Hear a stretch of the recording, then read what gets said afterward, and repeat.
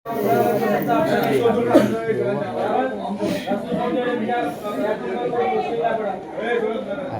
આ તોરણ દરવાજા, આવા દરવાજા ક્યાંય હોય, ગોલ જ ગેટ હોય કિલ્લામાં, કેવા હોય?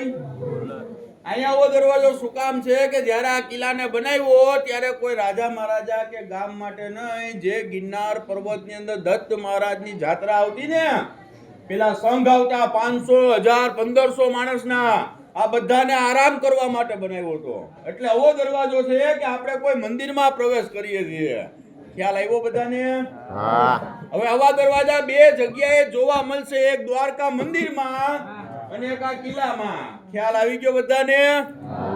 સિદ્ધરાજે કેટલા વર્ષ બંધ રાખ્યા? 13મા વર્ષે કિલ્લાની અંદર ખાવાનું અનાજ થઈ ગયું પૂરું. બે ભાણે જતા દેસળ અને વિસળ, એની એક પોઈન્ટ કહું છું, ખાલી સમજાવીશ. ન્યા અનાજના ભંડાર છે ને અંદર 650 ફૂટ છે. પાણીના કુવાય નથી અત્યારે આપડા 12 વર્ષ આખા ગામે ખાધું. 13મા વર્ષે અનાજ થઈ ગયું પૂરું. બે ભાણા હતા દેસળ અને વિસળ, બારે અનાજ લેવા મોકલા, ભાણા જ ફૂટી ગયા. સિદ્ધરાજે લાલચ આપી કે મામાને મરવી નાખો તો રાજગાદી તમારી ને રાણક દેવી અમારી. આપણામાં એક કહેવત છે મશહૂર, ઘર ફૂટે ને ઘર જાય.